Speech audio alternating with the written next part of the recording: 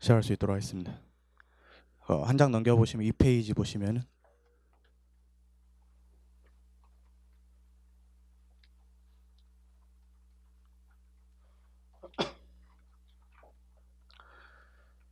그 지문이 있고 위에 이제 뭐 대법원 판결이라든지 아니면 뭐 결론이 있고 그다음 오른쪽 상단에 W 표시가 있습니다. 그래서 제가 W를 2018년 9월쯤에 만들었는데 그때까지 있는 판례들은 다 있어요. 그래서 지문 표시를 다 해놨습니다. 즉 여러분들께서 W로 공부를 하시고 있다면은 지금 저랑 공부를 하고 이렇게 하얀 그 몇십 장의 종이로 따로 공부하는 게 아니라 W에 있는 지문들이 그대로 있으니까 그대로 공부하시면 돼요. 만약에 이제 W 지문 이후에 나왔던 판례들 같은 경우에는 제가 또 오른쪽 상단에 W에 없다 없는데 모든 판례를 다 잘라가지고 갖다 붙일 필요가 없어요.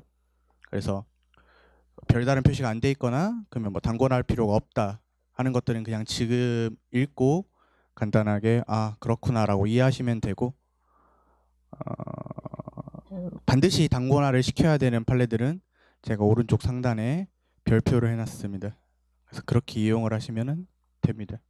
그럼 나중에는 이제 이 종이가 별로 필요가 없을 거예요. 그래서 몇 장 정도만 남겨지게 될 텐데 그런 식으로 이용을 하시면 됩니다. 2페이지 보겠습니다. 상단에 다 알고 있는 지문입니다. 그냥 쭉 읽을게요. 형벌법규는 문헌에 따라 엄격하게 해석 적용해야 되고 피고인에게 불리한 방향으로 지나치게 확장 해석하거나 유추 해석해서는 안 된다. 그죠? 형벌법규 해석에서도 문헌의 가능한 의미 안에서 입법 취지와 목적 등을 고려한 법률 규정의 최가적 연관성에 따라 안 읽겠습니다. 쉬운 지문이죠. 그래서 원래 이제 형법에서 있었던 죄형법정주의에서 관련된 이런 유추 해석 금지 원칙, 뭐 확장 해석을 자제해야 된다 이런 원칙들이 대법원에서 한 번 더 확인한 것뿐이에요. 밑에는 대한민국 헌법의 기본 원리 보시면은 연급인 급여가 나오는데 우리 헌법 시험 풀 때 연금 얘기 나오면은 대부분 합헌이라고 생각하시고 풀고 어떻게 되는지 봅시다. 전국 소비자 물가 변동률에 따라서 매년 증액 또는 감액하도록 했는데 공무원 연금을 분명히 공무원들에게 불리해지니까 헌법소원 심판을 청구를 하겠죠. 근데 연금에 있어서는 입법 재량권이 넓기 때문에 되도록이면 헌법재판소가 위헌이라고 선언하지 않죠. 그래서 오른쪽 상단에 굳이 정리하지 않아도 된다라는 말은 합헌 판례이며 여러분들이 몰라도 시험장에서 답 찾는데 아무런 과정이 없는 것이 되겠습니다. 그러나 이런 것들이 이제 넣어놓은 이유는 한 번에 이게 눈이라도 보고 가면 한 번이라도 이제 보고 가면은 합헌 판례라도 한 번 본 거 기억나면서 좋잖아요. 그래서 그런 취지에서 이제 넣어놓은 거니까 여러분들이 오늘 읽고 쉬는 시간에 읽어보고 아 별거 아니다 싶으면 이제 버리면 됩니다. 밑에 있는 거 공무원 연금법상 퇴직연금을 수령하고 있던 자 여러분들이 이제 나이 드셔가지고 퇴직을 했어요. 근데 지방의 의원에 취임을 했다고 합니다. 그럼 여러분들 지방의 의원에 취임을 하면 뭐를 받게 되냐면 봉급을 받게 돼요. 그러면 여러분들 수급권이 두 개가 생기게 됩니다. 그러니까 하나를 정지하게 돼요. 만만한 게 뭐예요? 공무원 연금을 정지를 하겠죠. 그래서 지방의회 의원에 취임할 당시에 연금 제도가 그대로 유지돼서 그 임기 동안에 내가 퇴직연금도 받고 지방의회 의원 봉급도 받겠다라는 신뢰가 크냐 이거예요. 근데 여러분들 오른쪽 아래에 기출 표시돼 있고 어떻게 돼 있어요? X라고 돼 있죠. 그 기출 표시가 돼 있고 X라고 돼 있는 것은 틀린 지문이라고 여러분들이 보시면 되는데 그 출제 원문을 그대로 실어놔서 그렇습니다. 그래서 이런 식으로 출제가 되는데 당연히 합헌 판례를 위헌인 판례 마냥 속여서 낸 것이기 때문에 틀린 지문이다 이렇게 보시면 되겠죠. 알겠죠? 네, 그래서 최신 판례 중에 기출된 지문은 그 기출된 지문 그대로 복사를 해가지고 넣어놨습니다. 알겠죠? 그렇게 공부하시면 되겠고 밑에 있는 거 선불식 할부거래업자에게 개정법률이 시행되기 전에 체결된 선불식 할부계약에 대해서도 소비자 피해보상 보험계약 등을 체결할 의무를 부과했다라는 것인데 여러분들이 이제 우리가 선불식 할부계약 같은 경우에는 그 계속 계약 기간이 유지되고 있죠. 그러니까 이것은 종료된 관계가 아니라 종료되지 않은 사실관계로서 부진정 소구입법에 해당하기 때문에 소구입법 근저 원칙이 위배되지 않는다라고 공부를 가볍게 별로 첫 장에 그냥 확확 지우시면 돼요. 그냥 넘겨보시면 팍팍 지우면 돼요. 진짜 중요한 것들은 따로 설명을 힘세게 드리겠습니다. 위에 있는 거 보호해야 될 신뢰의 가치는 그다지 크지 않는 반면에 공격적 가치가 중대한 경우 하펀이겠죠. 하펀이겠죠. 그래서 별도의 경과 규정을 두지 않았어요. 여러분들 어떤 경우냐면 갑자기 바꿨는데 2년이라든지 1년이라든지 3년의 유예 기간을 두지 않은 거예요. 근데 앞에 있는 전제가 뭡니까? 보호해야 될 신뢰가 그렇게 크지 않대요. 그러니까 당연히 이런 것들 헌법 위배되지 않겠죠. 그럼 무슨 사건이었냐? 청포 소지 허가 그 총 여러분들이 알고 있는 총의 결격 사유를 정했는데 갑자기 이런 것들이 좀 불리하게 개정이 됐다고 합니다. 근데 이런 것들이 보호해야 될 신뢰 가치가 크지 않는다고 해가지고 헌법 위배되지 않는 판례니까 가볍게 읽었고 여러분들께서도 그렇게 열심히 안 봐도 됩니다. 알겠죠? 그래서 위에 있는 지문만 24면 하단에 당고나 하시면 된다라는 것이고 헌법 공부 많이 하신 분들은 이런 것들은 당연한 말이다라고 해가지고 다시 안 봐도 여러분들 시험장 가서 절대 틀리지 않습니다. 밑에 있는 거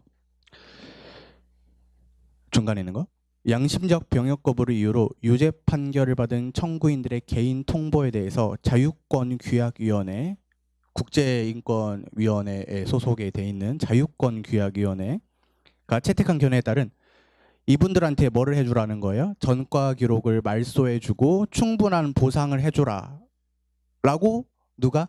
국제기구가 우리나라에 뭐 했다? 권고했어요. 권고. 어떤 게인지 알겠죠? 그러니까 지금까지 여러분들 양심적 병역 거부를 통해서 뭐를 받은 사람들이 많다. 유죄 판결을 받은 사람들이 많다 이거예요. 근데 이제 국제인권위원회, 자유권규약위원회 입장에서는 죄송합니다. 양심적 병역 거부를 이유로 유죄 판결을 한 사람들에 대해서 뭘 해줘라? 전과 기록도 말소해주고 충분한 보상도 해주라는 거예요. 우리나라가 그것을 들을 필요가 있다 없다? 없다라고 본 겁니다. 그래서 헌법재판소가 세 번째 줄에 이러한 구제 조치를 이행하는 법률을 제정하지 아니한 입법 부작위의 위헌 확인을 구하는 헌법소원 심판 청구는 부적법했는데 왜 부적법했는지 여러분들이 이해하시면은 이것은 우리나라가 할 의무가 있는 것이다 없는 것이다 없는 것이라는 거예요. 그러니까 할 의무가 없는 부작위였기 때문에 헌법소원 심판 청구가 부적법하다 이렇게 보시면 끝입니다. 조금 중요해요. 조금. 근데 몰라도 됩니다. 왜냐하면 양심적 병역 거부를 했을 때 여러분들 출제위원회면 뭐 내겠어요? 그거 내겠죠. 그래서 그거 낼 거니까 이따가 보시면 되겠습니다. 밑에는 경제질서에서 괜찮은 지문 같은데 헌법 제119조는 이렇게 돼 있죠. 헌법 제119조는 헌법상 경제질서에 대한 일반 조항이다. 국가의 경제정책에 대한 하나의 헌법적 지침일 뿐이다. 그 자체가 기본권의 성질을 가진다고 할 수는 없다까지 암기되셨죠? 암기되셨죠? 그럼 이해를 해보면 됩니다. 왜 이런 헌법재판소 이런 말을 하는지. 안 쓰려고 그랬는데. 우리 기본권은 헌법에 명시된 기본권이 있고 헌법에 명시되지 않았으나 도출한 기본권이 있다 그랬죠.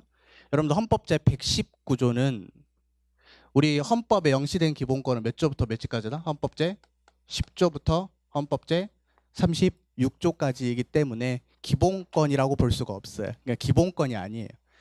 왜냐하면은 챕터상 이것은 경제 질서와 관련된 문제이지 기본권, 황복주구권부터 그다음에 36조 혼인과 가족 생활에 관련된 권리까지 했었을 때 이 아무리 생각해도 여러분들 10조부터 36조가 119조에 포함되는 건 아니겠죠. 그래서 그 자체로서 기본권의 성질을 가진다고 할 수 없다는 것은 헌법에 명시된 기본권 파트에 들어있지 않아서 그렇습니다. 이와 비슷한 논리로 뭐가 있냐면은 정당의 자유가 있어요. 정당의 자유는 몇 조이다? 8조예요. 8조. 그러니까 정당 조항 자체는 기본권이 아니에요. 그러니까 8조로부터 뭘 할 수 있지만 밑에 있는 거 도출을 시킬 수는 있지만 그 말이에요. 그 자체가 기본권이 아니다라는 말은 뭐가 아니다? 10조부터 36조에 포함되어 있지 않다라는 거예요. 이해돼요? 그러니까 이런 식으로 청구인이 주장할 수 있는지를 생각해 보면 됩니다. 우리 권리구제헌법 소원심판에서는 뭐의 침해를 도매야 된다? 기본권의 침해를 도매야 되는데 헌법 제119조 침해다 이런 식으로 주장할 수 없다라는 거예요. 이해돼요? 경제 질서로부터 파생되는 뭐 직업의 자유라든지 재산권이 따로 있겠죠. 그런 기본권을 도출시켜야지 헌법소원심판을 청구할 수 있다는 말이지, 헌법 제119조 자체로 헌법소원을 청구할 수는 없다라는 말로 정리가 됩니다. 그럼 이제 여러분들이 다 이해가 되셨어요? 이제 암기하면은 119조는 그 자체는 기본권이 아니다. 왜 그러냐면은 기본권 챕터 안에 포함되어 있지는 않다. 따로 뭐가 필요하다? 도출 과정이 필요하다 이거예요. 그래서 우리 헌법에 명시되진 않았지만 도출시켜가지고 공부하는 기본권들을 우리가 이 최신 판례 특강 시간이 끝나고도 여러분들이 정리해 볼 필요가 있겠죠. 예를 들어서 뭐 정당의 자유라든지 헌법 제8조 정당의 자유라든지 올해 법행에도 나왔고 정당의 자유라든지 뭐 아니면은 뭐 개인정보 자기결정권이라든지 알 권리라든지 여러분들이 공부했던 수많은 뭐가 있다. 헌법에는 규정이 안 됐지만 도출되는 기본권들이 있어요. 그러면 헌법을 계속 공부하면서 아 이것은 헌법재판소가 명시되진 않았지만 기본권을 인정한 것들이 있고, 그렇게 공부하다 보면 또 어떤 것도 공부해 볼 필요가 있냐면은 청구인들은 기본권이라고 주장을 했는데 기본권으로 인정되지 않은 것들이 있어요. 예를 들어서 뭐 평화적 생존권이라든지 육아휴직 신청권이라든지 뭐 주민자 달린 주민소환권, 주민투표권 이런 것들. 그러니까 공부를 하다 보면은 여러분들께서 W를 계속 찾아보시면서 복습하실 수 있는 그런 기회를 마련해 드렸습니다. 별거 아닌 조문이에요, 사실은. 119조가 그 자체가 기본권이다 아니다? 아니라는 거예요. 그렇죠? 끝. 밑에 있는 거. 허가받은 지역 밖에서 이송업의 영업을 금지하고 처벌하고 있대요. 그렇죠? 뭐 여러분들이 쉽게 생각할 수 있는 것은 뭐 레카라든지 아니면 뭐 장의사분들께서 이제 그 죽으신 분들을 이제 운구차 이런 것들을 생각하시면 될 것 같아요. 그럼 이제 허가받은 지역에서만 운행할 수가 있어요. 그런 응급의료와 관련된 법률 문제인데 앰뷸런스를 생각하면 되겠죠. 이러면 응급 환자 이송 업체 사이의 자유 경쟁, 이게 중요한가요, 여러분들? 그 아픈 사람을 먼저 실어 나르는 게 중요한가? 아, 중요하지. 근데 그런 것들은 이제 환자의 개인적인 문제이지 꼭 서울에 있는 앰뷸런스인데 막 경기까지 가고 그런 문제까지는 우리가 허용할 필요가 없다는 거예요. 가장 중요한 것은 뭐냐면은 헌법상 경제질서 위배된다 이랬는데요. 헌법재판소의 문구를 한번 보겠습니다. 해설을 보시면 두 번째 줄에 영업의 자유와 일반적 행동의 자유도 침해되고 헌법상 경제질서에도 위배된다라고 주장을 해요. 왜? 청구인 측에서는 모든 소송물을 주장할 수밖에 없어요. 근데 헌법재판소가 차갑게 뭐라고 했습니까? 밑줄 가방 밀접한 관계 있는 것은 뭐다? 직업 수행의 자유라는 거니까 다른 기본권들 판단할 필요 있다 없다? 없다라는 거에서 기본권의 경합 문제에서 이 허가받은 지역이 아니면은 앰뷸런스를 운행할 수 없도록 하는 것은 무슨 기본권만 문제가 됐기 때문에 직업의 자유만 문제가 됐기 때문에 이 경제 질서라든지 일반적 행동의 자유 같은 것은 판단하지 않았다. 이게 끝입니다. 어렵게 나오면 거기까지 나올 수는 있겠지만 됐습니다. 4페이지. 사관생도는 이제 군 장교를 배출하기 위해서 국가가 모든 재정을 부담하는 특수 교육 기관이란데요. 3사관학교라는 게 있습니다. 그래서 여러분들이 알고 있는 육군사관학교가 있고요. 3사관학교가 있고 그렇습니다. 그래서 장교들, 우리가 말하는 장교들, 태양의 후예에서 유시진, 유시진이 육사였지만 그러한 장교들을 이제 배출하는 데예요. 그러면은 결국 이 학교에 다니는 사람들은 뭐에 가깝다? 공무원에 가까워진다 이거예요. 일반인보다는 공무원에 가까워진다. 그러면 여러분들이 뭐가 나올지 예측이 돼요. 뭐를 더 기본권을 많이 제한할 수 있다? 공무원에 준하는 이 3사관학교 생도분들을 기본권을 더 많이 제한할 수 있다는 거예요. 그건 당연한 거예요. 근데 네 번째 줄에 일반 국민보다 상대적으로 기본권이 더 제한될 수 있다. 이 말도 시험에서 한 번씩 나오고 이 말도 시험에서 나와요. 그러면 아예 과잉금지 원칙을 지키지 않아도 되냐 이런 문제가 아니라 무슨 원칙은 지켜야 된다? 기본권과 관련된 법률 원칙, 과잉금지 원칙 등 헌법상 원칙을 지켜야 된다. 다만 뭐 할 수 있다. 밑에서 두 번째 줄 상대적으로 더 많이 제한할 수는 있다. 그러니까 절대 여러분들 오해하지 마시고 무조건 다 제한할 수 있다 이건 또 아니고 제한을 못한다 이것도 아니고 할 수는 있는데 일반인보다 더 많이 할 수 있다 이런 말입니다. 그럼 이제 정리가 됐고 중간에 있는 거 국회직에서 나왔던 원문 그대로인데 배상금 등을 지급받으는 신청인으로 하여금 4.16 세월호 사건에 대해서 어떠한 방법으로도 일체 이의를 제기하지 않을 것임을 서약합니다 라고 하고 있는 배상금 등 동의 및 청구서를 제출하도록 규정한 세월호 피해 지원법이 관련돼 있는데 세 번째 줄에 빨간색 밑줄 치면 되겠습니다. 일체 이의 제기를 금지했다. 이게 헌법에 위배된 이유를 찾아야 되는데요. 여러분들이 많은 생각을 할 수 있을 거예요. 뭐 재판 청구권이 침해가 된다든지, 뭐 일반적 행동의 자유가 침해가 된다든지 이런 식으로 많이 생각할 수 있는데, 자, 일체의 이의를 제기하지 않겠다라는 것은 국가가 이런 것들을 하게 하면은 기본권이 확장됐다, 제한됐다, 제한이 돼 있어요. 기본권이 제한이 되면 반드시 뭐라 합니다? 법률상의 근거가 필요해요. 근데 사실관계에서는 이러한 일체의 이의 제기를 금지할 수 있는 법률상 근거가 없었다는 거예요. 이해되죠? 그래서 이 일체의 이의 제기를 금지한 것이 헌법 위배되는 이유는 마지막 줄까지 밑줄 그으면 되겠죠. 법률유보 원칙을 위반했다. 법률유보 원칙을 위반했다는 것은 쉬운 말로는 뭐예요? 법률상의 근거가 없이 기본권을 제한했다는 거예요. 그래서 뭐를 침해하게 된다? 일반적 행동의 자유를 침해하게 된다. W 있었죠. 밑에 있는 거. 대통령이 국군포로법 위임에 따른 대통령령을 제정하지 아니한 행정입법 부작위는 국군포로인 청구인의 명예권을 침해하는데요. 이것은 해설했다가 여러분들이 이해하기 쉽게 밑줄을 그어놨어요. 왜 그런지 한번 봅시다. 두 번째 줄에 중간에 보시면은 피청구인 대통령은 등록하기 전에 사망한 귀환포로, 귀환하기 전에 사망한 국군포로에 대한 예우의 신청, 기준, 방법 등에 대한 필요한 사항을 대통령령으로 제정할 뭐가 있다? 의무가 있다는 거예요. 그럼 되게 쉽게 생각합시다. 할 의무가 있다 없다? 있어요. 있어. 근데 국군포로와 관련된 법을 만들지 않으면 국군포로로 지정될 수 있어요 없어요? 없죠. 국군포로로 지정되지 못하면은 각종 혜택금을 받을 수 있어요 없어요? 없죠. 그런 것들이 기본권과 관련이 돼 있다는 거예요. 근데 이제 멋있는 분들이었는데 돈 문제가 아니라 그 지문 보시면 두 번째 줄에 뭐 명예권을 주장했습니다. 명예권. 우리가 지금 돈 때문에 이러는 게 아니라는 거예요. 돈 때문에 이러는 게 아니라 국군포로로 명예롭게 지정이 되어야지 우리 조상님들이나 아니면 우리 할아버지들이 북한에 뭐 자발적으로 간 빨갱이가 아니다, 납치된 것이다, 근데 못 돌아오는 것이다. 그러니까 국군포로로 지정을 해줘라. 근데 국군포로와 관련된 관련된 규정이 없으니까 이 사람은 계속 불명예적인 어떠한 의심을 받을 수가 있다는 거예요. 그러니까 빨리 대통령은 뭐를 만들어야 된다? 국군포로법과 관련된 대통령령을 만들어야 된다. 만들어야 되는데 안 만들었으니까 당연히 헌법이 위배가 됩니다. 그래서 무슨 기본권이 침해됐다? 명예권이 침해됐다라는 그런 의미가 있는 판례였습니다. 네, 알아서들 잘 넘기시네요. 한 장 넘겨보시면 5페이지. 중요한 판례입니다. 운전면허를 받은 사람이 다른 사람의 자동차를 훔쳤다. 빨간색 윗줄, 필요적 취소 규정을 두고 있죠. 제가 W 강의할 때 억지로 어떠한 사건을 만들어 봤는데 안 될 것 같더라고요. 저희 판례를 보면서 많은 법적인 논리가 확장이 됐는데 탐구 생활을 했었는데, 그러니까 헌법재판소가 하고 싶은 얘기가 뭐냐면은 야, 훔칠 수도 있지 이런 거예요. 필요적 취소 규정이 무조건 운전면허를 취소하는 규정이잖아요. 사연이 있으니까 훔칠 수도 있지 이런 말이 이제 어디서 나오냐면은 여러분들 해설을 보시면 밑줄 쳐놨죠. 하나 둘 셋 넷 다섯 번째 줄. 심판 대상 조항은 필요적으로 운전면허를 취소하도록 해서 어떤 때?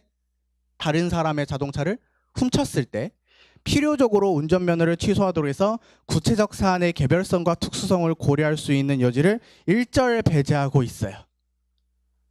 그럼 대체 구체적 사안의 특수성과 뭐가 있는지 한번 생각을 해봤는데 없을 것 같아요. 그런데 헌법재판소는 있다고 합니다. 그래서 제가 이제 W 강의할 때는 응급 환자가 있으니까 뭐 다른 사람의 자동차가 하필이면 시동이 걸려 있고 그렇네 해가지고 훔쳤다. 그래서 제가 생각을 한 게 그럼 사용절도인데 사용절도가 절도죄를 이렇게 생각하기 시작했어요. 근데 여러분들 그럴 필요가 없다는 거예요. 그러니까 판례를 만들지 말고 원문 그대로 다른 사람의 자동차를 훔쳤을 때 뭐가 너무 지나치다? 필요적으로 운전면허를 취소하도록 하는 게 너무 지나치다. 이게 끝이에요. 끝. 구체적 사안의 개별성과 특수성은 입법자들이 알아서 고려해야 될 문제이지 여러분들이 고려할 필요가 없습니다. 끝이에요. 끝. 그러면 이제 뭐까지 중요하냐라고 했었을 때 첫 번째 네모칸 두 번째 줄에 무슨 기본권이 문제가 된대요?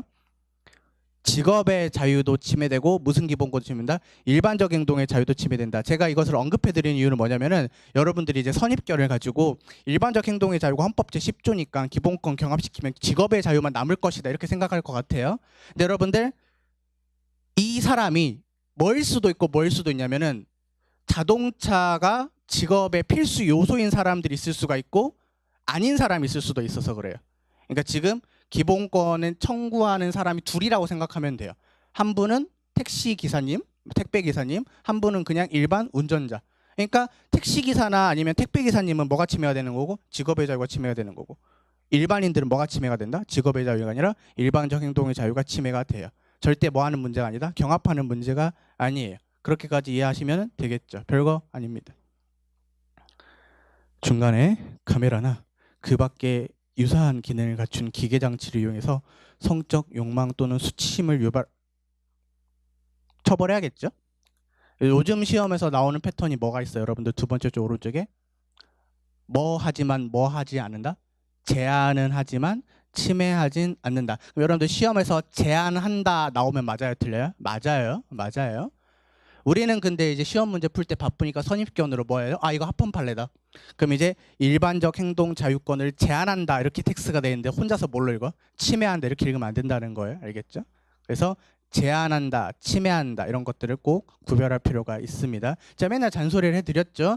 제한하지 않는 게 있고 제한하고 침해하지 않는 게 있고 제한하고 침해까지 하는 게 있다고. 위헌인 것보다 맨 마지막에 있는 거. 이것은 헌법 위배되지 않는다. 항상 기억해야 된다 그랬어요. 침해는 뭐를 전제로 하지만 제한을 전제로 하지만 무조건 제한된다고 해서 침해되는 것은 아니다. 시험 문제 풀 때 잘 봐야 된다. 근데 너무 걱정하지 마세요, 여러분들. 그런 지문이 100지문 중에 한 지문이나 될까 말까예요. 나머지는 어디서 해결이 된다? 위헌 합헌에서 해결이 되고 우리 헌법 문제 중에 30% 이상은 조문 문제죠. 그래서 그게 먼저가 아니에요. 야, 이 판례가 헌법 위배되냐 위배되지 않느냐 그게 먼저입니다. 됐고 밑에 있는 거 불쌍한 260 아이폰 생각하면 된다 그랬죠. 단말기 유통법은 헌법에 위배되지는 않는다 그랬어요. 부서져라고 할 수도 없고. 옛날에 여러분들도 핸드폰 바꾸고 싶어가지고 막 일부러 막 침대에다가 또 그러면 안 부셔져. 그렇죠? 그래서 260 호갱 단말기 유통법 세 번째 줄에 뭐 계약의 자유를 제한하자면 더 싸게 사고 싶은데 왜 못하게 하느냐라고 해도 헌법이 위배되지는 않는다라는 것이 되겠죠. 됐고 6페이지에 있는 거는 굳이 안 읽겠습니다, 여러분들. 그냥 일반적 행동 자유권을 제한하지만 침해하지 않는 판례였는데 항상 헌법 공부할 때 양의 치이니까 뭐부터 열심히 공부하고 위헌 판례부터 열심히 공부하고 W에 꼭 없더라고 하더라도 여러분들께서 시험 문제 푸는데 아무런 지장이 없습니다. 한번 읽어보면 되고 나중에 그 냄비 받침으로 쓰시면 되겠습니다. 한 장 넘겨보시면 제가 어저께 써봤는데 괜찮더라고요.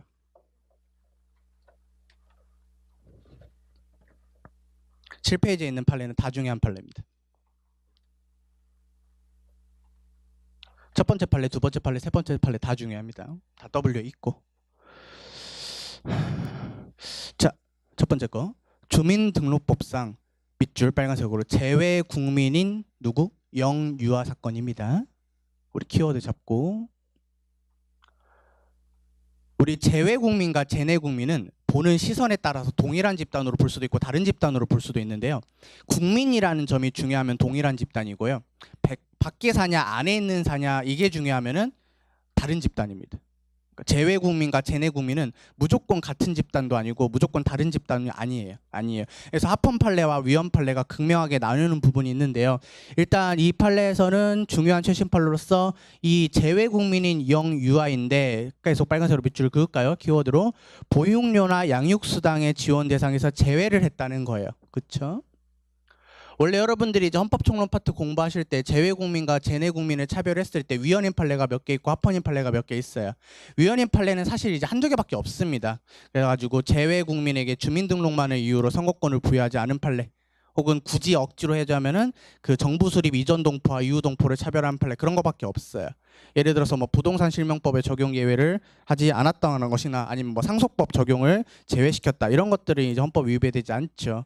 그래서 딱 정리하면 돼요. 재외국민과 재내국민을 차별했더니 위헌인 사건을 크게 두 개로 써면은 하나 써보면은 위에 있는 거 써보면은 무슨 것을 기준으로 주민등록만을 기준으로 선거권을 부여하는 것은 헌법의 위배가 된다. 그게 재외국민과 재내국민이 차별받았을 때 가장 문제가 됐던 사건이고 또 시험에서 유력하게 나올 수 있는 최신 판례가 어떤 판례다? 누구인? 재외국민인 누구? 영유아를 뭐에서 제외했다?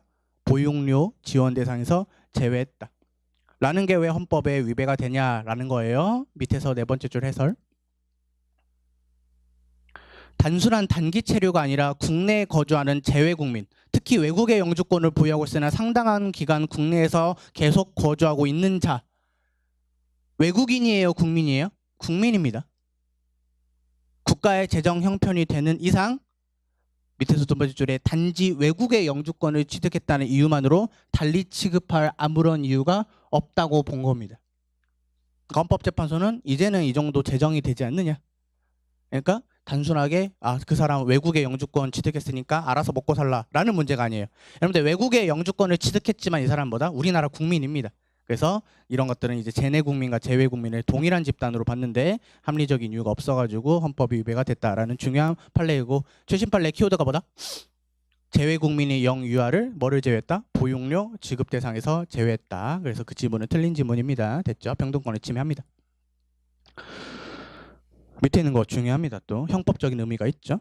여러분들 소년법 규정이 있는데요. 소년으로 범한 죄가 있다고 합니다.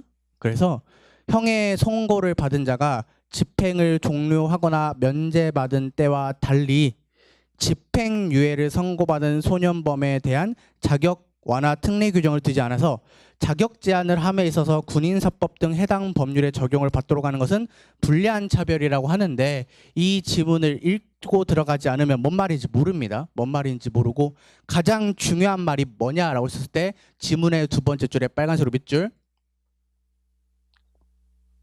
실형 선고받은 사람이 있고 어떤 집단이 있다? 집행유예를 선고받은 소년범 집단이 있죠. 누구에 대해서? 밑에서 두 번째 줄 빨간색으로 밑줄 집행유예를 선고받은 소년범은 뭐를 두지 않았다? 자격 완화 특례 규정을 두지 않았어요.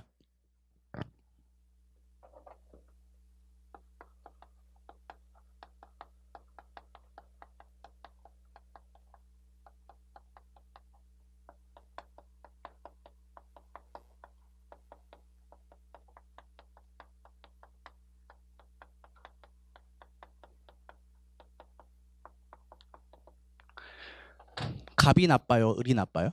갑이 나빠. 갑이 나빠. 더 나쁜 사람이 누구냐고? 갑이 나빠요. 착한 사람들 눈엔 다 보입니다. 갑이 나쁘다? 을이 나쁘다? 갑이 불법성이 더 나빠. 근데 여러분들 뭐니까 소년범이니까 갱생교화 이런 말 하죠. 좋은 말 쓰는데 이 갱생교화 관련해서 이 소년범들에게 무슨 기회를 주냐면은 너네들은 원래 공무원이 되면 안 되는 사람들이잖아요. 원래 이제 이런 실형이라든지 집행유예를 받은 사람들. 그러니까 자격정지나 자격상실형이 있을 거 아니에요. 그죠? 자격정지나 자격상실. 근데 그것을 뭐를 준다? 특례를 준다는 거예요. 네가 한때는 나쁜 놈이었지만 또 이러는 애들도 많이 있거든. 제가 소년범으로서 반성합니다. 그래서 앞으로는 경찰이라든지 군인이 돼가지고 우리 국가와 국민에 봉사하고 싶어. 좋은 생각이잖아요. 그렇죠? 이런 것들이 이제 우리가 아니 너무 예쁜 말만 하지 맙시다. 그럼 여러분들이 생각했을 때 이렇게 평면적으로 생각했을 때 지금 누구한테는 있고 누구한테는 없다는 거예요? 특례 규정이? 실형을 받은 애들은 작용하는 특례 규정이 있고 집행유예를 받은 사람들은 작용하는 특례 규정이 없어요. 딱 봐도 헌법에 위배가 됩니다. 왜? 같이 특례 규정이 있던가 둘 중에 하나를 준다면 누구한테 특례 규정을 줘야겠어요? 집행유예를 받은 애들한테 줘야 돼요. 근데 이제 입법자가 실수로 누구한테는 주고 실형을 받는 애들한테는 주고 집행유예를 받은 소년범한테는 이런 자격정지 완화 규정을 주지 않은 것이 헌법에 위배가 됩니다. 불합리한 차별이 있어요. 됐죠? 그러니까 이제 무슨 판례인지 알았어요. 그러니까 시험에서 이 판례를 물어보려면 반드시 무슨 문장을 낼 수밖에 없다. 이 실형 소년범과 집행유예 소년범을 비교하는 문제. 어떻게 비교한다? 자격 완화 특례 규정이 있다 없다 이렇게 물어봅니다. 그럼 이제 여러분들 알았어요. 됐죠? 밑에 있는 거. 여러분들 보훈 보상 대상자 어떤 분들을 생각하면 되냐면은 우리 이제 아들을 군대를 보냈는데 이제 아들이 군대에서 조금 잘못되셨다 이렇게 되는 거예요. 안타깝죠? 그래서 첫 번째 줄에 누구에게 부모님에게 뭐를 준다? 유족 보상금을 줍니다. 근데 이제 이놈의 법이 어떻게 잘못돼서냐면은 부모 중에 수급권자를 한 명에 한정하고 어떠한 예외도 두지 않는다는 거예요. 낳은 건 엄마 아빠인데 가져가는 건 누구라? 가위바위보에서 몰빵해서 가져간다 이겁니다. 가위바위보라도 하면 민주적이지. 이 사건에서는 연장자에게 몰빵하도록 하고 있습니다. 딱 봐도 헌법의 위배가 돼요.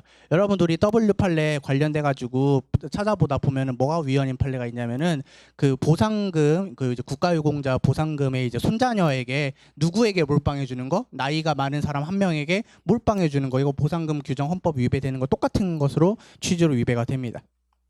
그래서 보훈보상자 대상자의 누구 부모님이 계셨는데 이 부모님에게 유족보상금을 줘야 되는데 어떻게 한 거? 한 명에 몰빵하고. 나중에 뭐 8페이지에 해설 보시면은 뭐 여러 가지 문장이 나오는데 밑줄이 쳐져 보시면은 5번째 줄에 밑줄이 쳐져 있죠. 보기 어렵다. 다음에 뭐도 문제래요? 나이가 많은 자를 우선시하는 것도 문제가 된다. 그래서 이런 것들을 다 밑줄을 안 쳐놓은 이유는 이렇게 시험에서 나오는 게 아니라 어떻게 시험에서 나온다? 7페이지에 있는 시험 지문처럼 나오기 때문에 밑줄을 굳이 안 쳐놨습니다. 근데 여러분들께서 뭐가 문제인 걸 알았다? 보훈보상자 유족보상금을 누구에게? 부모님 중에 일방 한 명에게. 어떻게 몰빵한다? 나이가 많은 순서대로 몰빵하는 게 헌법에 위배가 된다. 당연히 평등 원칙에 위배가 됩니다.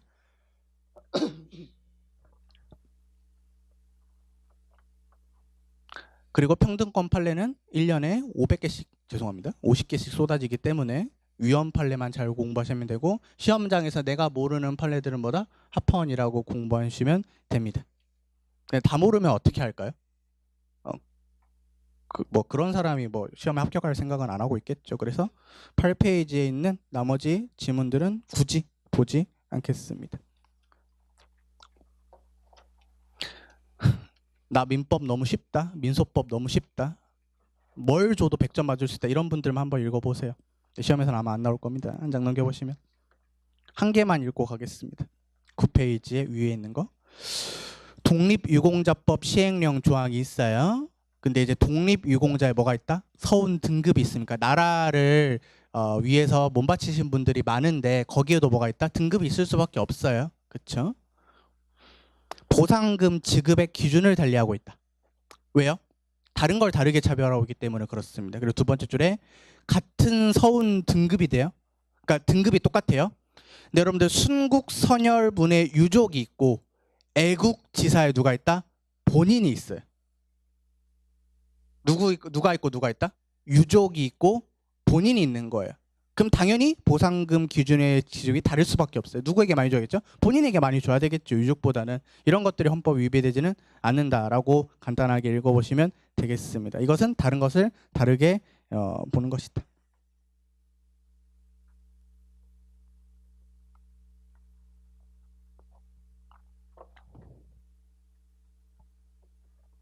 (10페이지) 보겠습니다. 별표가 3개가 돼 있네요. 저 원래 별표를 3개를 잘 안 주거든요. 너무 중요한 판례라서 그렇습니다. 너무 중요해. 너무 중요해.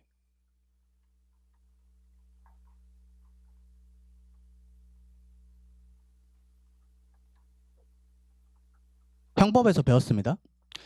여러분들이 이제 그 감옥에서 종이 접기만 해도 봉투 접기만 해도 하루에 500만 원씩 까지는 사람들을 위해서 만들어진 법률이죠. 그래서 1억 원 이상의 벌금형을 선고하는 경우에 반드시 뭐가 있어야 된다?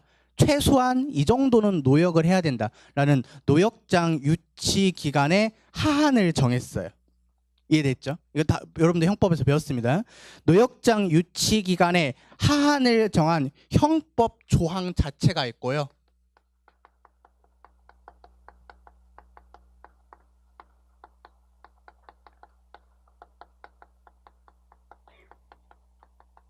그것을 소급해서 적용하도록 하는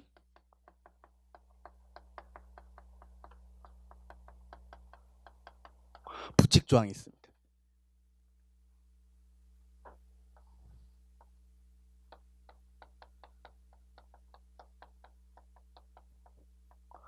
범죄 행위가 있을 것이고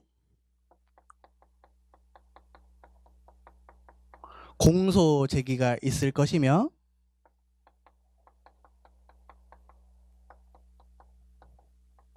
재판이 있겠죠. 여러분들 저는 형법 강사가 아니지만 나는 행위시 법주의라는 것은 압니다. 행위시 법주의. 유리하게 개정된 경우에는 소급해서 적용할 수 있지만 그럼 이제 한시법이 또 나오겠지. 여러분들도 압축, 파쇄, 계곡이, 절단, 종교행위 그런 거 배웁니까? 안 배우죠? 왜 이런 게 기억이 나죠? 계곡이는 기억이 나요. 계곡이.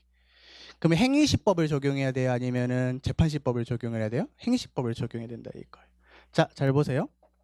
이 형법 조항, 노역장 유치 조항은 유리하게 개정된 걸까요? 불리하게 개정될까요? 불리하게 개정된 거예요.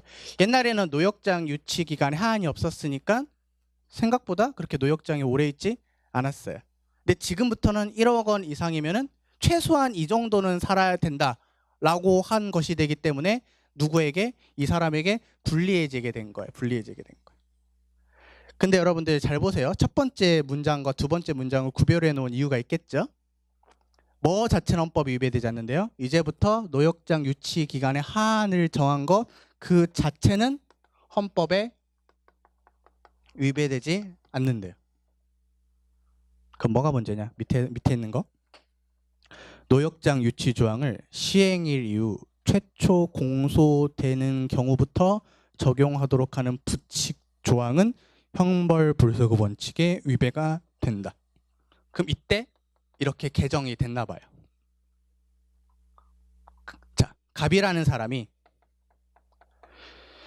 1억 원 이상의 이제 어떠한 노역장 유치 조항에 관련된 범죄를 저질렀다고 칩시다.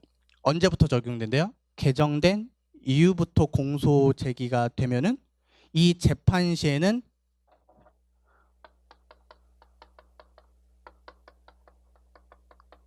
국법이 적용되는 거예요? 신법이 적용되는 거예요? 신법이 적용되게 됩니다. 이 부칙 조항 때문에.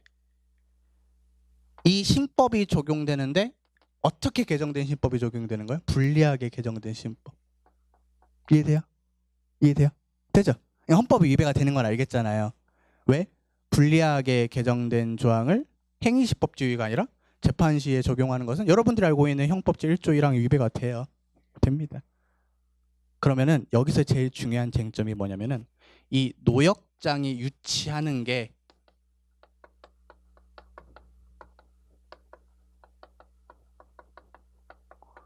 형벌이냐 형벌이 아니냐 이게 제일 중요해요. 시험에서는. 이거 결론은 다 압니다. 여러분들. 결론은 다 알아. 왜냐면은 죄형, 법정 좀 쓸게요. 이제부터. 주의에서 제일 중요한 원칙이 뭐냐면 형벌은 절대 뭐 할 수 없다?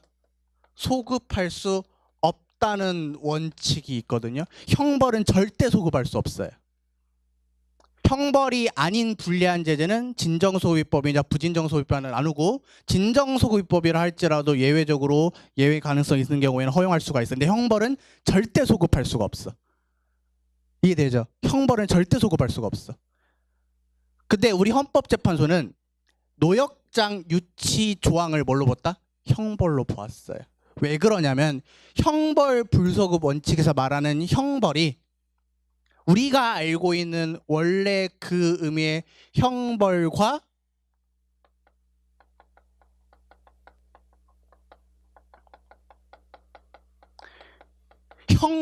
유사한 성격의 제재도 뭐이기 때문에 형벌 불소급 원칙에서 말하는 형벌로 보기 때문에 그렇습니다. 그럼 열심히 썼지만 지금 우리 헌법재판소는 그 노역장 유치 조항이 형벌이라고 한 적은 없어요. 노역장 유치 조항이 형벌인 건 아니, 구성요건 조항이 아니에요. 근데 뭐에 해당할 수가 있다? 형벌과 유사한 제재일 수는 있다는 거예요. 그러면은 무슨 원칙에 걸린다? 형벌 불소급 원칙에 걸리게 됩니다. 절대 소급하면 안 되는 거 어떻게 써요? 소급해서 불리하게 적용했죠. 그러니까 헌법에 위배가 된다는 거예요. 그러니까 이 판례에서 중요한 것은 두 가지예요. 두 가지, 세 가지. 노역장 유치 조항 자체는 헌법 위배되지 않아요. 잘 만들었어요. 근데 뭐가 문제다? 이 행위시법, 재판시법을 무시했다 이거예요. 그래서 소급해서 적용하도록 하는 부칙 조항이 헌법에 위배가 돼요. 이게 두 번째로 중요한 거예요. 뭐에 위배가 된다? 형벌 불소급 원칙이 위배가 돼. 형벌 불소급. 왜? 헌법재판소는 형벌과 유사한 성격의 제재를 가지는 노역장 유치 조항을 여기 원칙에 적용되는 것으로 봤기 때문에 그렇습니다. 그럼 이제 여러분들 머릿속에서 몽글몽글 피어나오는 것이 왜 이렇게 강조를 하냐면은 절대 형벌만 대상으로 삼는 원칙이 죄형법정주의에서 있습니다. 절대 무조건 형벌만. 이중 처벌 금지 원칙에서는 여기서 말하는 처벌은 뭐만? 형벌만입니다. 형벌만. 그래서 이렇게 헌법적으로 구별해야 될 실익이 있기 때문에 잔소리를 많이 드렸습니다. 그럼 이제 열심히 공부하신 분들은 여기서 이중처벌금지 원칙이 위배된 판례는 헌법재판소가 없었다 이렇게 생각하면은 이제 수험적으로는 끝나는 것이 되겠죠.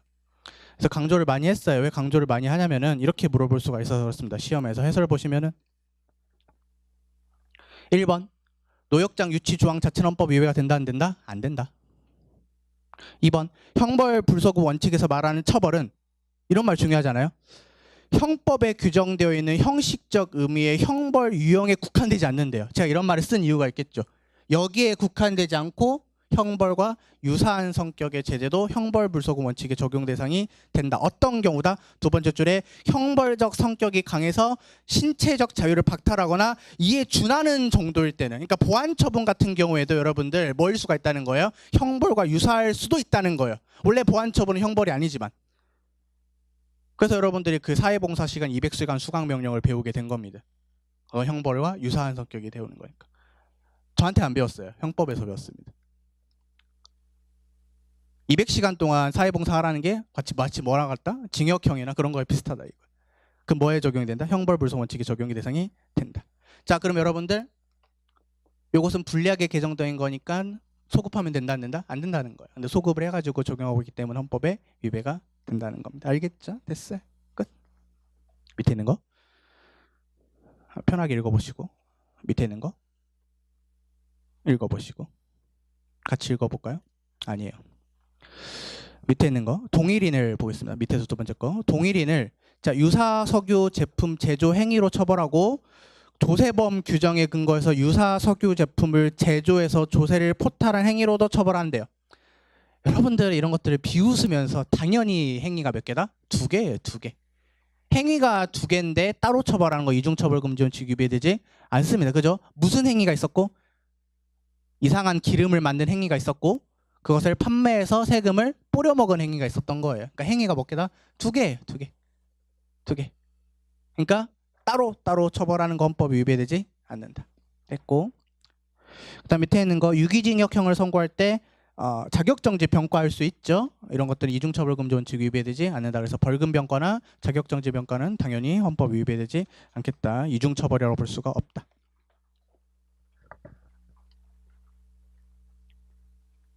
그다음에 웬만하면 제가 대법원 판례를 안 건드리는데 질문이 많아가지고 W에서는 다 했습니다. 그래서 한번 보겠습니다. 수사기관이 범죄 증거를 수집할 목적으로 피의자의 동의 없이 피의자의 소변을 채취하는 것은 감정한 필요의 처분으로도 할 수 있으면, 그러니까 감정허가장을 발부받으면 되겠죠. 저 형사소법 잘 모르지만 압수수색이면 영장이 필요하겠습니다. 이 판례랑 여러분들이 이제 최신 판례 2015년 판례인가 13판례인가 모르겠는데 그 비슷한 판례 이거랑 똑같은 취지의 판례가 뭐냐면은 그 사고 내놓고 음주 측정이 불가능한 사람에 대해서 체열을 하는 행위가 있어. 체열을 하는 행위가 뭐도 가능하고도 하다. 압수수색으로 영장으로도 가능하고 감정 허가장의 처분으로도 가능하다. 이거 똑같은 판례입니다. 여기까지. 근데 여러분들이 헷갈리는 게 있어. 밑에 있는 거. 압수수색의 방법으로 소변을 채취하는 경우 이국영 강사는 지금 뻥을 치고 있다. 쓰레기다. 소변 채취는 뭐가 적용되지 않는 것을 배웠다? 영장주의가 적용되지 않는 것을 배웠다. 그러면 여러분들이 알아야 될 게 뭐냐? 여러분들 소변을 채취하는 방법은 민주적이고 평화적이고 신사적이고 세련된 방법이 있고 꽂는 방법이 있습니다. 아주 그래요. 그래서 그 컵 이거랑 이게 있어요. 안 아파요. 별로 생각하기 싫네요. 자, 신체에 대한 강제적 물리 처분이 있는 것은 뭐다? 이걸 꽂는 거. 우리가 알고 있는 영장주의가 적용되지 않는 소변 채취는 뭐다? 자발적인 컵에 알아서 갖고 오라는 거. 그러니까 영장주의가 적용이 되지 않는 것은 왜 그러냐? 신체에 대한 강제적인 처분이 없어서 그런데 우리가 많이 배웠던 판례 중에 우리가 헌법에서 배웠던 영장주의가 적용되지 않을 수 있는 사례가 두 가지가 있어요. 크게 무슨 측정? 호흡기에 의한 은증 측정. 불어 더더더더더더 이거. 근데 강제 체열은 또 뭐가 필요해요? 영장이 필요한 거예요. 그러니까 단편적으로 생각을 하면 안 돼요. 소변 문제에서는 이런 문제가 있고, 그다음에 음주 측정에서는 영장주의가 적용되지 않는 건 뭐다? 호흡기에 의한 측정. 음주 측정에서 영장주의가 적용되는 것보다 강제 체열은 영장주의가 또 적용이 됩니다. 그러니까 음주 측정해가지고 무조건 영장주의가 적용 안 되는 것도 아니고 되는 것도 아니고, 그다음에 소변 채취를 해가지고 무조건 영장주의가 적용되는 것도 아니고 안 된다는 거예요. 안 되는 것도 아니라고. 근데 과거에는 이 관에 꽂는 판례가 없었기 때문에 그냥 그런 식으로 통박으로 알을 수가 있었어요. 아, 소변 채취는 영장주의가 적용되지 않는다. 이게 맞았다는 거예요. 맞았다. 근데 대법원에서 2018년도 7월에 무슨 판례를 했다? 꼽는 판례를 만들어냈어요. 꼽으면 강제 처분이 되죠. 그러니까 꼽을 때는 뭐가 필요하다? 영장이 필요하다는 거예요. 영장.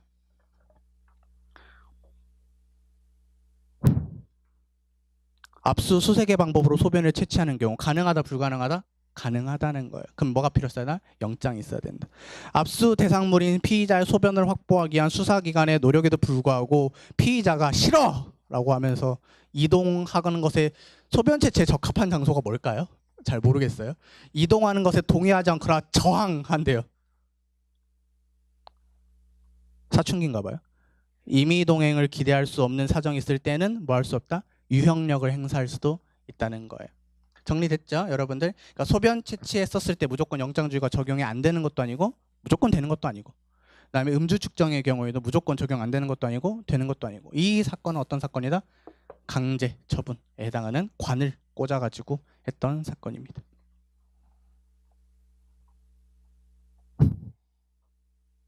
제가 했던 말들이 다 어디에 있다? 해설에 밑줄 쳐져 있던 내용이 있어요. 됐고, 밑에 있는 거 겁나 중요합니다. 겁나. 왜 이렇게 중요한 판례가 쏟아져 나오는지.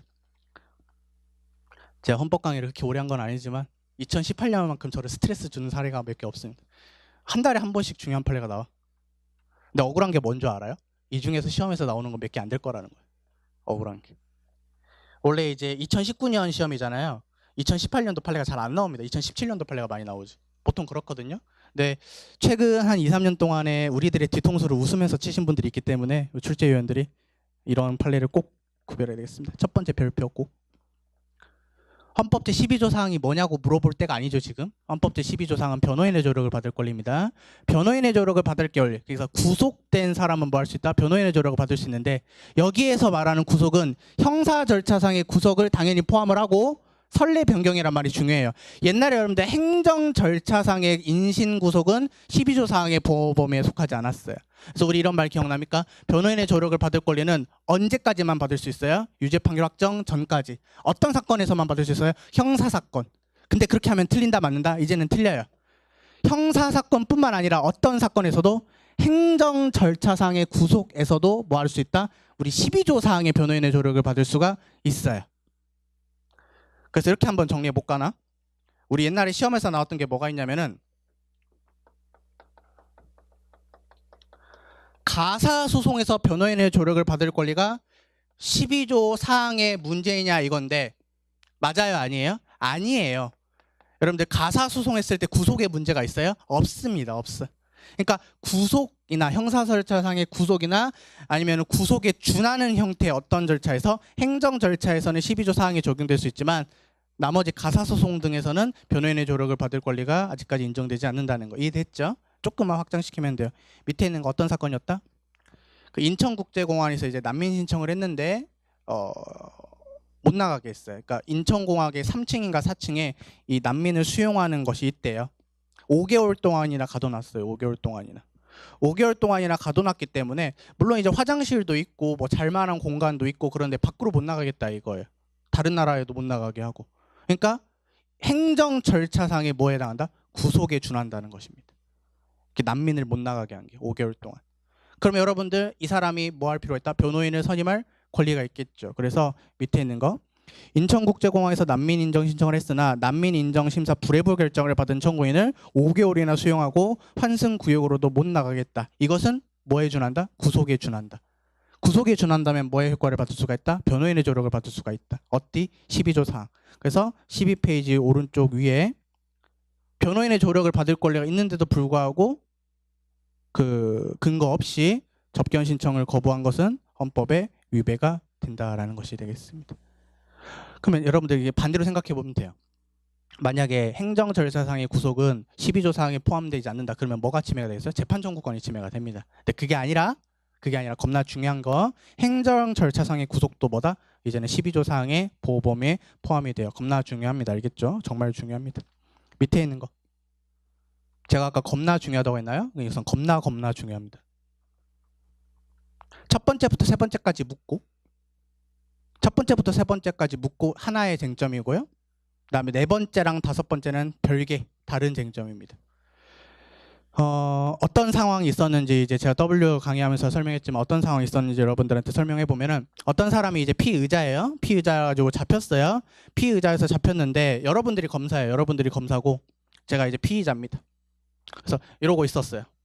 그래서 내가 변호인의 조력을 받아야 되겠다 해가지고 하필이면 이제 아는 변호사가 있었나 봐요. 그래서 형님 좀 도와주십시오. 저 피의자로 잡혔습니다. 해가지고 그래 내가 빨리 갈게 해가지고 그 변호사가 이렇게 헐레벌떡 이렇게 딱 뛰어오면서 쾅 이렇게 하진 않았겠죠. 딱 들어와가지고 자연스럽게 어디 앉으려고 했다?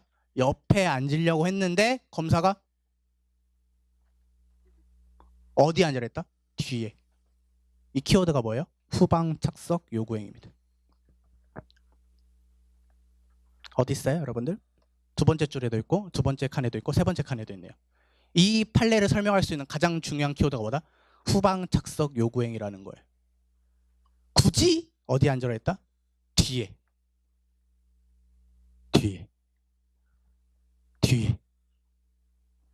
여러분들은 착하신 분들이니까 안 잡혀가서 모르고 저도 모르거든요.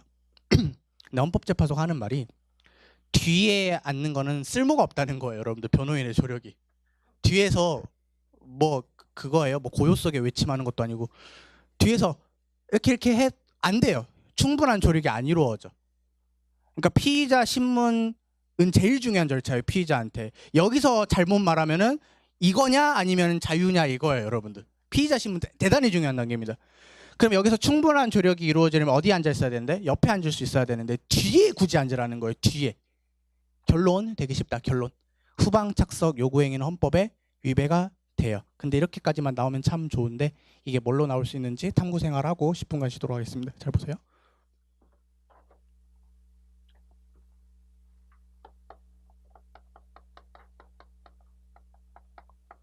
여러분들이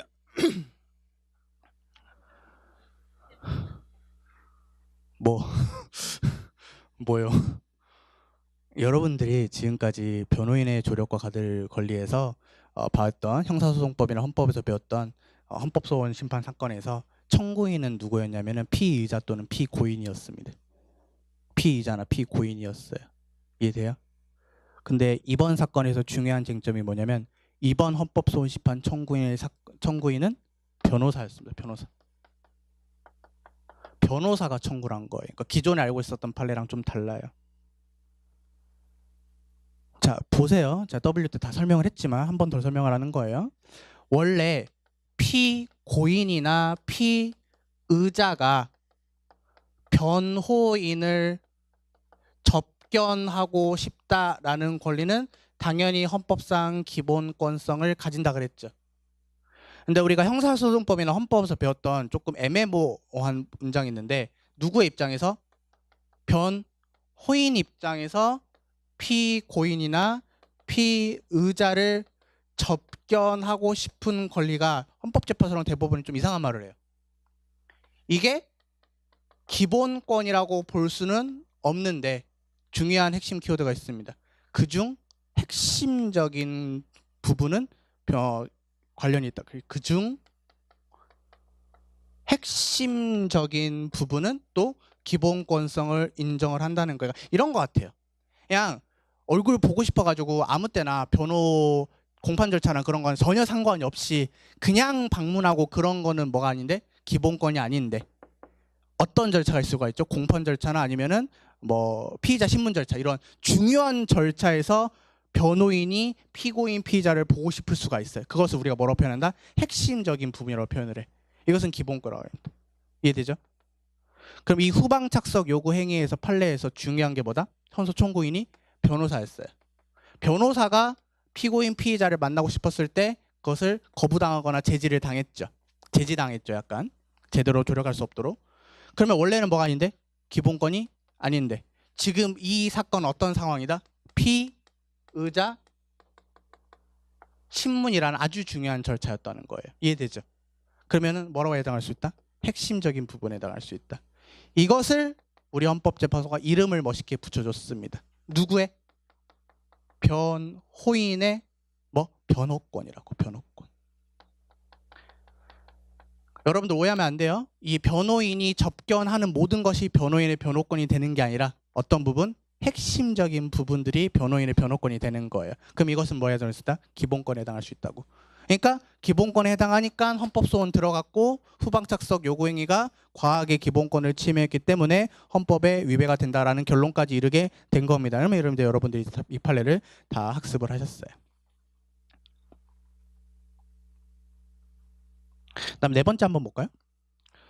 피청구인이 검사거든요. 검사가 청구인에게 변호인 참여 신청서의 작성을 요구한 행위. 이것은 여러분들 두 번째 줄에 내부 절차를 수행하는 절차에 불과하기 때문에 이 부분은 또 공권력 행사에 해당하지 않습니다. 마지막에 변호인의 피의자 신문 참여 운영 지침이 있겠죠. 근데 두 번째 줄에 내부 업무 처리나 사보 전칙에 불과하기 때문에 공권력 행사에 해당하지 않아요. 그러면 어떤 부분만 올라갔고 후방 착석 요구 행위만 올라갔고 본안 판단에 그 부분만 헌법에 위배가 되었으며 나머지 판례들은 나머지 부분들은 공권력 행사성이 인정되지 않았다. 이렇게 정리하시면 되겠습니다. 됐죠? 넘겨보시면 혹시나 해가지고 13페이지에 밑에서 두 번째 줄을 빨간색으로 덧칠해 보실래요? 이 후방 착석 요구 행위가 과잉금지 원칙을 살펴봤더니 어디부터 걸린다? 목적의 정당성부터 걸리게 되었습니다. 이런 거 중요합니다. 그래서 그 14페이지 보면은 여러분들 눈으로만 보세요. 오른쪽 하단에 뭐가 있어요? 목수해법 동그라미가 있죠. 이렇게 해놨어요. 이렇게 해놨는데 13페이지 상단에 이 후방 착석 요구 행위는 빠져 있어가지고 줄이 안 맞아서 뭐부터 탈락했다? 목적의 정당성부터 의문심을 가지게 되었다. 이렇게 하면 여러분들이 어렵게 나와도 다 맞출 수가 있습니다. 됐죠? 한 장 13페이지 마무리하겠습니다. 법원의 수사 서류 열람 등사 허용에도 불구하고 검사가 수사 서류에 등사를 거부했다. 치사하죠? 열람 등사 다 허용됐는데 열람만 시켜주고 등사 거부한 것은 헌법에 위배가 된다라는 여러분들이 알고 있는 그런 판례 유지가 됩니다. 됐죠? 14페이지 보시면 사비자가 나오는데 10분간 쉬었다가 볼 수 있도록 합시다.